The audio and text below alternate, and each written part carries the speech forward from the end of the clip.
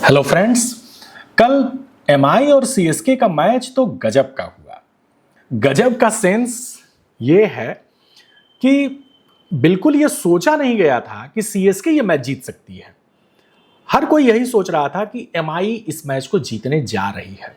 यहां तक कि तब भी जब सीएसके ने 207 रन बना दिए और एमआई को 208 रन का टारगेट दे दिया, तब भी ये लग रहा था कि एमआई इस टारगेट को चेज करेगी और ये मैच बड़ा रोमांचक होगा और अंतिम ओवर तक जा सकता है।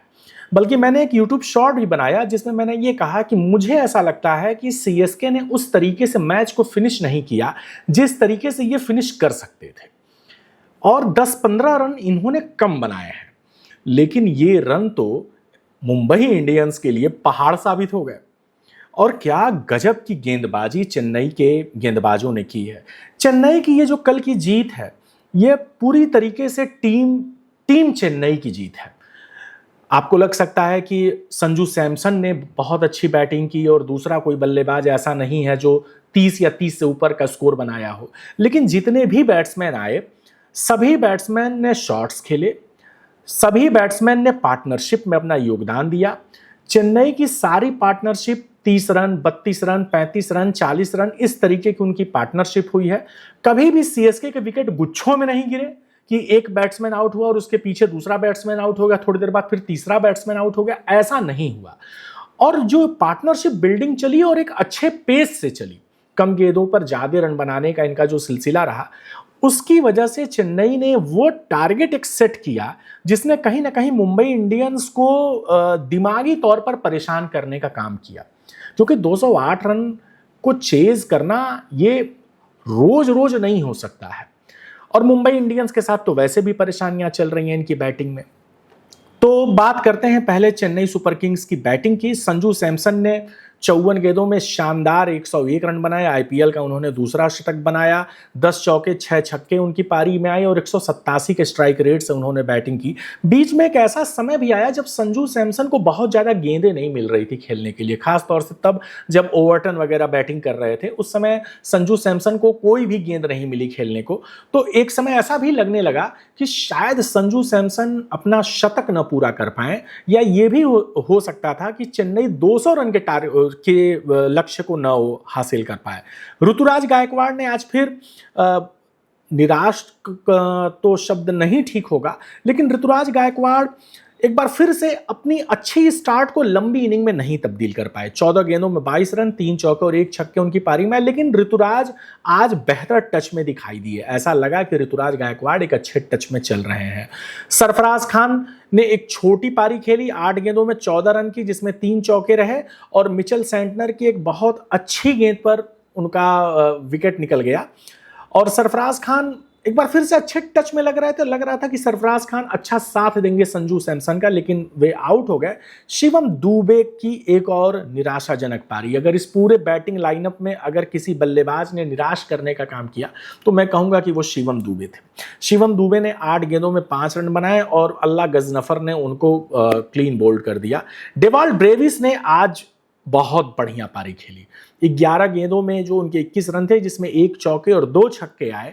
डेवाल्ड ब्रेविस आज उस तरह की बैटिंग कर रहे थे कि ऐसा लग रहा था कि अगर ये 10-12 गेंदें और खेल लेंगे तो ये अपनी हाफ सेंचुरी बना के जाएंगे। और अगर डेवाल्ड ब्रेविस ऐसा कर जाते तो चेन्नई सुपर किंग्स जरूर 235-240 रन बना जाती। डेवाल्ड ब्रेविस के पास कार्तिक शर्मा आए। 19 गेंदों में 18 रन की उनकी पारी दिखाई देगी, जो थोड़ी सी कंपैरेटिवली एक स्लोअर साइड में रहे, लेकिन शुरू में इन्होंने कुछ गेंदें ज्यादा खेली, उसके बाद से अच्छे टच में आए और 2 छक्के भी इन्होंने लगाए, लेकिन फिर आउट हुए। जसप्रीत बुमराह ने आज एकमात्र विकेट जो लिया है वो कार्तिक शर्मा का लिया। फिर जेमी ओवरटन आए, 7 गेंदों में 15 रन, 2 चौके 1 छक्के। अकील हुसैन साथ देने आए संजू सैमसन का, 2 गेंदों में 2 रन उन्होंने बनाए, और इस तरीके से चेन्नई ने 207 रन बनाए। बॉलिंग की अगर बात कर लें मुंबई इंडियंस की, तो जसप्रीत बुमराह को 1 विकेट मिला, 4 ओवर में 31 रन। जसप्रीत बुमराह ने 17 ओवर बहुत अच्छा डाला। उन्होंने 17वें ओवर में मात्र 2 रन दिए और इन्होंने कार्तिक शर्मा का विकेट लिया। 17वें ओवर में अगर कोई आपका गेंदबाज इस तरीके से बॉलिंग करता है तो फिर वो अपनी टीम की बहुत बड़ी मदद कर रहा है।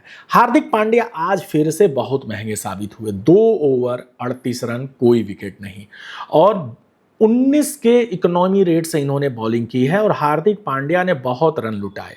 हार्दिक पांड्या की गेंदबाजी को कंपनसेट करने के लिए कृष भगत को लगाना पड़ा और उन्होंने भी 2 ओवर में 31 रन दिए। यानी कि ये जो 4 ओवर हार्दिक पांड्या और कृष भगत के आए, इन्होंने 69 रन देने का काम किया और ये बहुत बड़ा लीकेज था। अल्लाह गजनफर ने बेहतरीन गेंदबाजी की, 4 ओवर में 25 रन 2 विकेट, बहुत प्रभावित किया अल्लाह गजनफर ने अभी तक इस आईपीएल में। मिचेल सेंटनर घायल होने से पहले, कंधे में चोट लगने से पहले उन्होंने 4 ओवरों में 44 रन दिए और 1 विकेट लिया। महंगे साबित हुए मिचेल सेंटनर, आज इनकी गेंदों पर काफी अच्छे छक्के देखने को मिले। अश्विनी कुमार ने लगातार दूसरे मैच में प्रभावित करने का काम किया। 4 ओवर में 37 रन इनके आए हैं, लगेगा कि रन कुछ ज्यादा आ गए, लेकिन इन्होंने 2 विकेट निकाले और बहुत अच्छे तरीके से निकाले। खासतौर से डेवाल्ड ब्रेविस को जिस तरीके से इन्होंने एक प्लानिंग के तहत गेंदबाजी की, वो बहुत बढ़िया रहा। अब इसके बाद से आते हैं मुंबई इंडियंस की बैटिंग पे। मुंबई इंडियंस की बैटिंग आई और 11 रन पर इनके 3 विकेट निकल गए। क्विंटन डिकॉक आउट हो गए, दानिश मेलवेर आउट हो गए, नमन धीर आउट हो गए, जिसमें दानिश और नमन ने तो स्कोर ही नहीं किया, 0 पे आउट हो गए।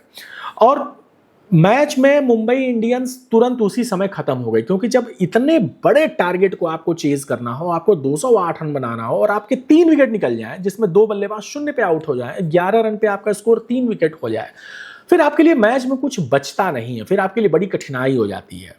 और इनका पावर प्ले भी बहुत साधारण हो गया, इसके वजह से ज्यादा रन नहीं आ पाए, प्रेशर बिल्ड होता चला गया। सूर्य कुमार यादव ने धीमी पारी खेली, 30 गेंदों में 36 रन। तिलक वर्मा ने भी धीमी पारी खेली, 29 गेंदों में 37 रन। और उस वक्त जो परिस्थितियां थी उसके मद्देनजर जिस तरीके से बैटिंग तिलक वर्मा और सूर्य कुमार यादव को करनी चाहिए थी, शायद उस तरीके से ये लोग स्कोर को आगे नहीं बढ़ा पाए। तिलक वर्मा ने पिछले मैच में शतक बनाया था, तो तिलक वर्मा से उम्मीदें जरूर थोड़ी सी ज्यादा थी कि तिलक वर्मा थोड़े से खुल के हाथ दिखाएंगे, लेकिन तिलक वर्मा नहीं उस तरीके से खेले। सूर्य कुमार यादव का तो ये आईपीएल बहुत ही ज्यादा खराब जा रहा है, और सिर्फ ये आईपीएल ही नहीं खराब जा रहा है, इनका T20 वर्ल्ड कप कितना खराब गया, बहुत खराब गया एज अ बैट्समैन। और इनकी बहुत आलोचना हुई इनके फार्म को लेकर के, और अब आईपीएल इनका जिस तरीके से जा रहा है, बहुत कठिन है अब सूर्य कुमार यादव का इंडियन T20 क्रिकेट टीम में इनके सिलेक्शन को जस्टिफाई कर पाना, बहुत कठिन काम होगा ये। देखते हैं कि आगे इनका क्या होता है। हार्दिक पांड्या फिर से आज फ्लॉप होकर गए, 2 बॉल में 1 रन। और उस समय लक्ष्य इतना बड़ा हो गया था और रिक्वायर्ड रन रेट इतनी ज़्यादा हो गई थी कि हार्दिक पांड्या को आकर के बैट घुमाने के अलावा तो दूसरा कोई चारा नहीं था। और जब आप अच्छे टच में ना चल रहे हो, आप बॉल आपके बैट पर अच्छे से लग न रही हो, ऐसे में जब आपको खेलना पड़ जाता है तो फिर वही होता है जो हार्दिक पांड्या के साथ हुआ, मारने गए कहीं और, बाल गई कहीं और फिर उसके बाद से कैच आउट हो गए। रदरफोर्ड का एक बार और फ्लॉप पारी आई, जब रदरफोर्ड की ज़रूरत नहीं होती है, जब मुंबई इंडियंस बहुत बड़े मार्जिन से हार रही होती है, तो रदरफोर्ड आते हैं और एक धुआंधार पारी खेलते हैं और अपनी टीम के हार के मार्जिन को कम करते हैं। लेकिन रदरफोर्ड कल ये काम भी नहीं कर सके। रदरफोर्ड आए और पहली ही गेंद पर उन्होंने बाउंड्री पर अपना कैच थमा दिया। शार्दुल ठाकुर बैटिंग करने आए मिचेल सेंटनर की जगह पे, और बड़ा अजीब रूल है ये, लेकिन अब उसके तहत शार्दुल ठाकुर को भेजा गया, लेकिन शार्दुल ठाकुर का भी कोई ऐसा योगदान नहीं था। कृष भगत 7 run, Ashwini Kumar not out रहे 1 रन, जसप्रीत बुमराह आउट हुए 2 रन बना के। 4 विकेट अकील हुसैन, भाई इस गेंदबाज की तो बात होनी चाहिए, क्या ये बॉलर है। चेन्नई की टीम में 2 बाएं हाथ के स्पिनर्स, नूर अहमद और अकील हुसैन। शुरू के मैचों में नूर अहमद ही खेल रहे थे और अकील हुसैन को टीम में शामिल नहीं किया गया था। शुरू में चेन्नई कुछ मैच हार गई, बहुत बुरी तरीके से हारी।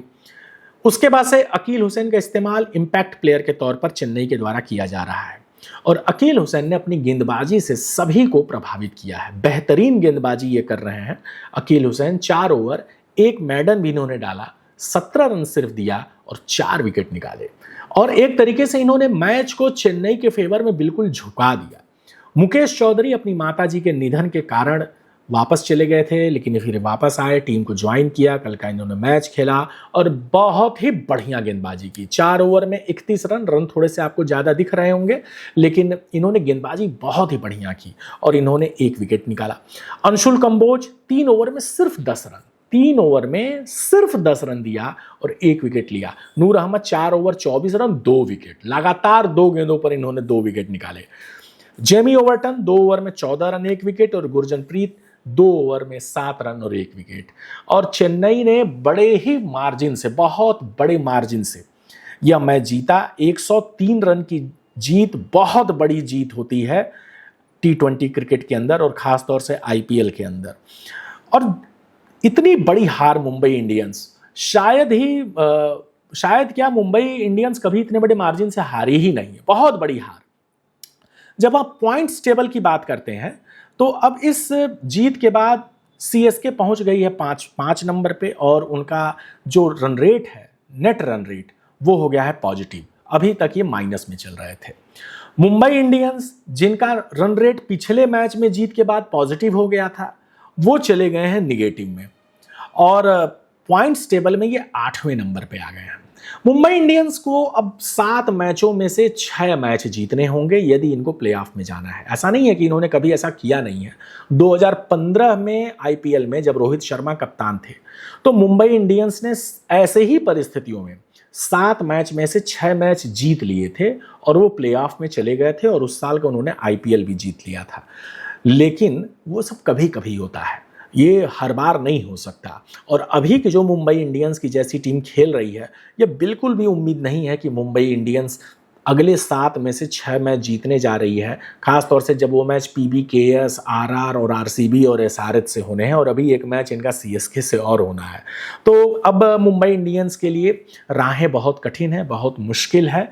मुंबई इंडियंस ने कल के अपने खेल से खेल प्रेमियों को, अपने फैंस को, अपने प्रशंसकों को बहुत ही निराश करने का काम किया है और हार्दिक पांड्या की कप्तानी में मुंबई इंडियंस नई गहराइयों में और नए तरीके की गिरावट में ये जा रही है।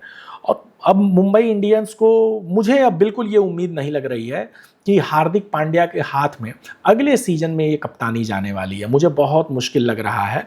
LSG, KKR ही अब ऐसी 2 टीमें हैं जो MI से नीचे हैं। बाकी सारी टीमें मुंबई इंडियंस से ऊपर ही हैं और मुंबई इंडियंस इस स्थिति में किसी ने सोचा नहीं था कि मुंबई इंडियंस इस हालत में जाएगी इस IPL के अंदर। धन्यवाद।